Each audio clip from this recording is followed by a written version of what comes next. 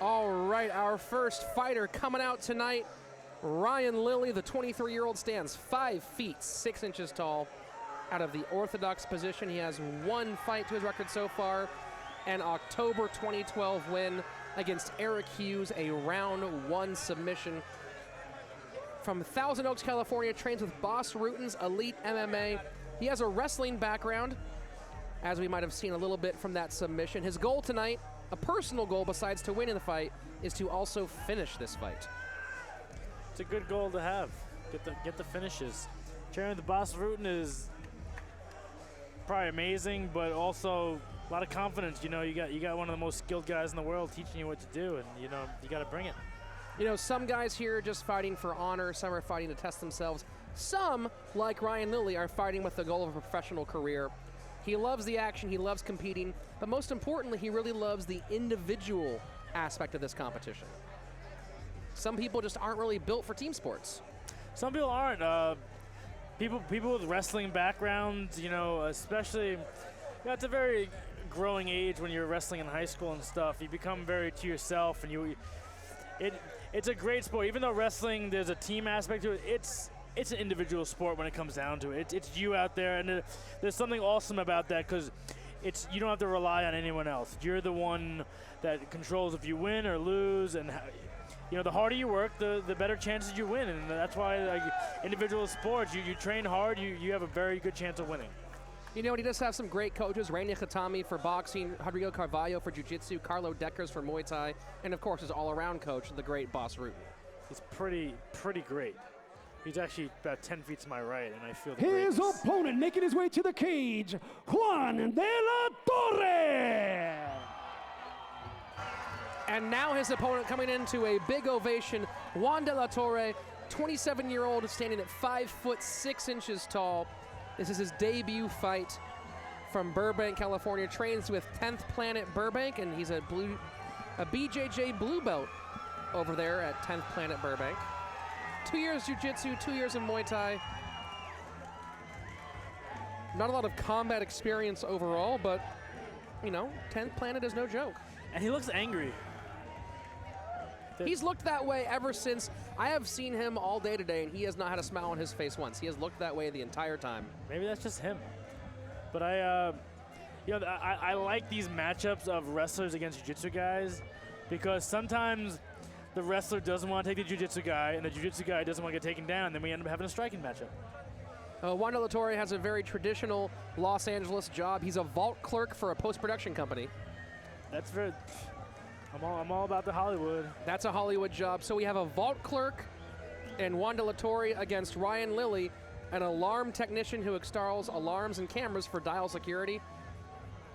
That's pretty cool. They both work with cameras, I guess.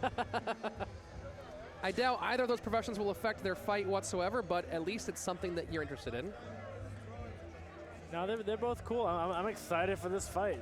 This should be action-packed. I have no prediction really on this one. In his spare time, De La Torre likes photography, backpacking, and off-roading. So he's an outdoors guy. The outdoors can give you a little that extra toughness, that extra edge. He's got a rooster on his shorts, too. Well, I mean, what great fighter doesn't have a rooster on his shorts? John Jones does not have a rooster on his shorts. Oh, that's what you think. It's glow in the dark. You can't see it. Let's send it back to the cage now for our fighter introductions with Salvador Arellano. All right, ladies and gentlemen, here we go. Our next fight of the evening is brought to you by bodybuilding.com. Scheduled for 3 2-minute rounds in the 145-pound division. Introducing first, fighting out of the blue corner, a freestyle fighter. He comes to the cage with a record of 1 win and no losses. His 1 win coming by way of submission. He stands at 5 feet 6 inches tall and weighing at 144 pounds. Representing Boss Rutten's Elite MMA from Thousand Oaks, California, Ryan Lilley. And his opponent across the cage, fighting out of the red corner, making his debut. He stands at 5 feet 6 inches tall and weighing at 145.4 pounds, fighting with 10th Planet Burbank from Burbank, California, Juan de la Torre. Man in charge of the action, Marlon Hares. All right, here we go for this fight at 145 pounds between Juan de la Torre in the red and Ryan Lilley in the blue.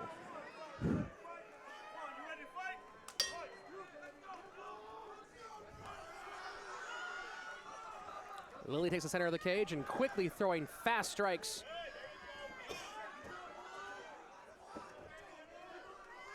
Those knees landing for Lilley. Oh! Those body kicks are thumping. They don't slap, they thump. Those are the worst ones. He's doing a great job. He's pressing the action, not wasting any time.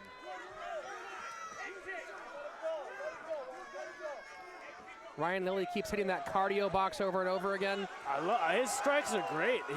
He's very tight, he's very compact, and he's super aggressive. De La Torre finally catches one of those, and that's against the danger of those body kicks. Now we got a 10th pounded guy on top. They're mostly known for their bottom jiu-jitsu, playing the guard, rubber guard, twister, all that stuff. But we'll see what a wrestlers sometimes make mistakes and give up their back just because of the whole being a wrestler, and that's part of our sport. You know, so far I don't think Ryan Lilley's shown us any situation where he's going to make poor decisions. He's been pretty stalwart so far, and now doing a good job of at least avoiding damage, except for that mount, which could lead to damage. Could lead to damage. As it's happened before. It's one of the most dominant positions you could have. So this is a change of events. Ryan Lilley came out very, very strong and seemed to win the first round, but if you get mounted and start to get a little ground and pound, that's a little change for the judges. That's the last thing they remember. That's a great thing to do. Get back on top and regain composure. Now he looks to lock up a guillotine. Wow. He did almost a sit-through fireman's carry, a movie you usually see in wrestling. Hit on the wrestler. You know, a great bit of rolling here at the last second of this round. So you have the first half very dominant from Ryan Lilley. Second half pretty dominant from Juan de la Torre. Yeah, that's depending on how they judge that. You know, there was really good striking from Lilley, but you get mounted. There's a lot happening. I'm really curious on how the judges score these things. You know, it's especially when so much is going on. It's tough to tell what do you score, what do you give criteria points to, and what do you not give criteria points to. A lot's happening so fast. You know, it becomes a bit of a debate between position versus damage versus scoring. Exactly. Right? Which one's doing better? Is someone scoring more, or is someone doing more damage? Exactly, and also the judges sit at different spots around the cage, so they all have different views. So they're not everyone's getting the same view.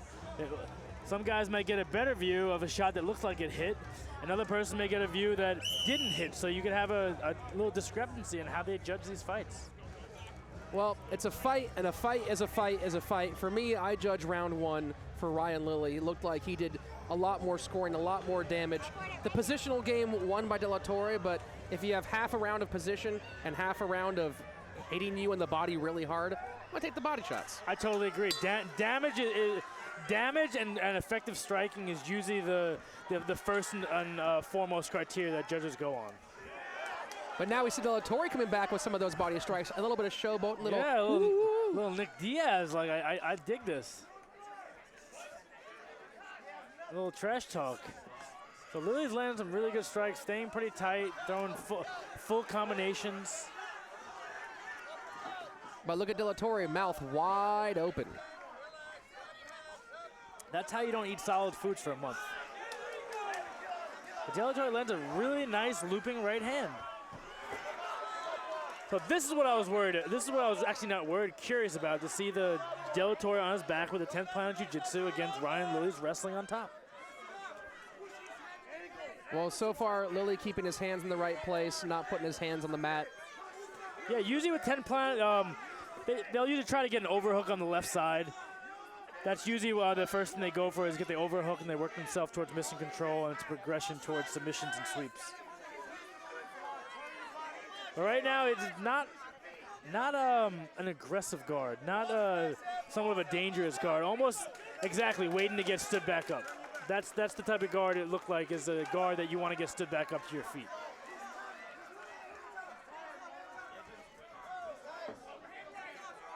Looks like a little bit of the sting has come off of Ryan Lilley's punches. Yeah, he looks a little tired. That shot seemed to hurt him right there. Wow, 2 shots to the same spot. 3 shots. And now here comes De La Torre throwing big combinations. De La Torre's doing a really good job. He landed 3 kicks to the same spot. That could really affect your conditioning, and also the judges see that. I say De La Torre is winning this round. If he can finish the round aggressive right here, we have ourselves a tied fight. And I think we do have ourselves a tied fight. It's all up to round number 3 here. Exactly, and we'll see. Let's see what their cornermen come in and tell them what to do. It's gonna really affect the outcome of this fight. What do they tell them? What do they tell them to do? What do they tell them not to do? If I was Lilley's corner, I would say get a takedown because you're getting kicked on your feet and you're not really being you lost a pop on your strikes.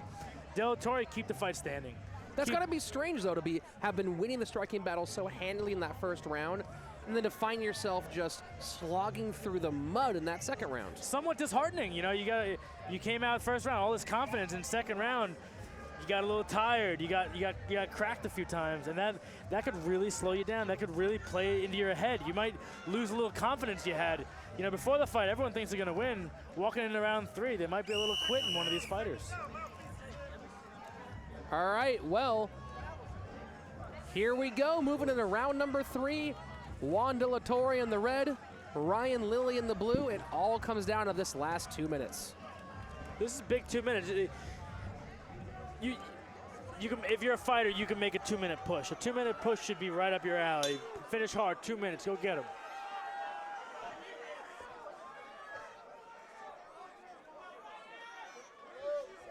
Again, De La Torre throwing that same kick to the same spot on the body, but Lilley responding well. Now, even though Lilley might look tired, he's pressing. He probably got some really good advice from his corner.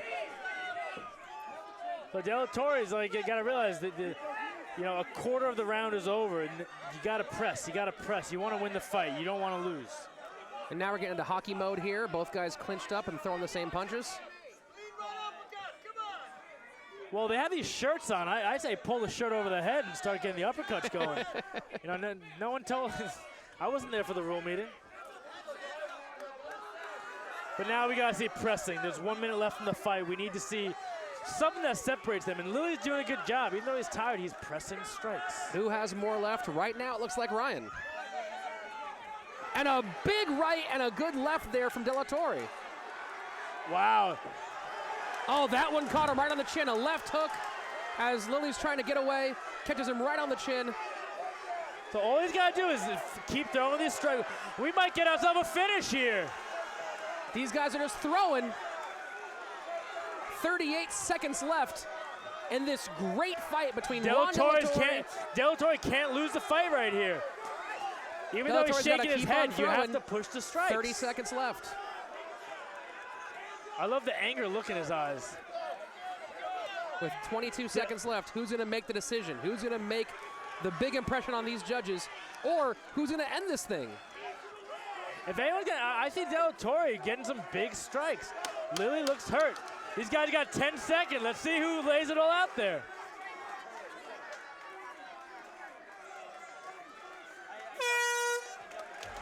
What a fantastic fight from these two young amateurs. That right there, so far the lead candidate for fight of the night in my eyes.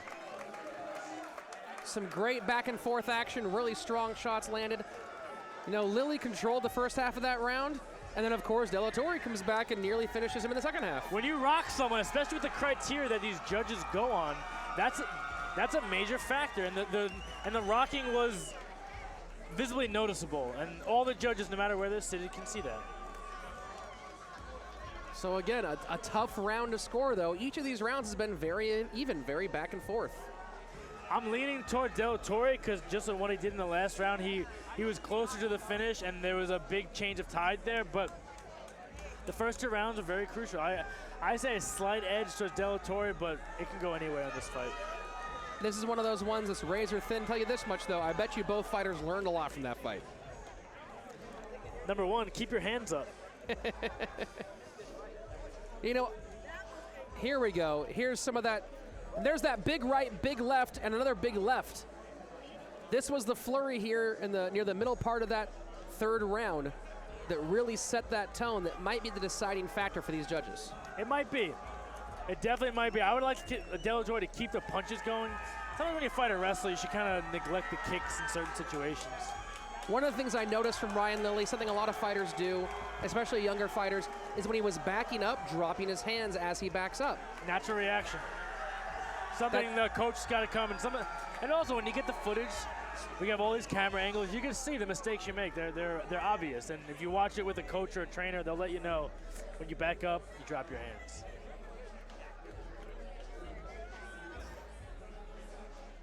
Still waiting on that judge's decision to figure out who's going to get one notch from the win column and who's going to go back to the drawing board. Little mug in there from Juan De La Torre. You know, I do really enjoy his attitude. He's a fun guy. Angry, but fun. Nothing wrong with anger. You know, this is his debut. It's exciting. It's an exciting day from win or loss. You know, he's starting his mixed martial arts debut here at the University of MMA. And here we go, one more look at that final sequence. Right, left, left. You know, that's one of those moments that will stand out in the judge's eyes. It when will. someone does a lot of damage consecutively. It's a 2-minute round, and you as a judge, you remember those things quickly. The round ends before you know it, and you remember the big punches. Well, let's get that official call now with Salvador Arellano.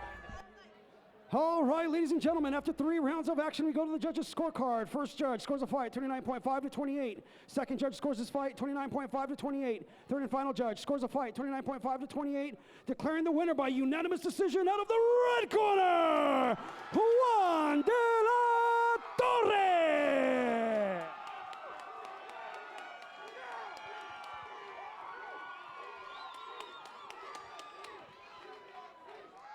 Hey, Juan. Yeah. Hey, you guys, don't tell anybody, but I might have heard Jay Tan said when I walked into the cage, holy fucking shit, I think that was fight of the night. Yeah! Hell of a fight. Great fighter. He's a great fighter. Juan, you took a little bit of punishment, but you gave a whole lot more. Oh, yeah. How you feeling right now? I feel great. I feel top of the world, baby. Top of the world, baby. What do you want to tell everybody out there? I want to thank everybody, all my friends, training partners, coaches, family. I love you all. Thank you. Give it up to him. That was a hell of a fight. Juan De La Torre!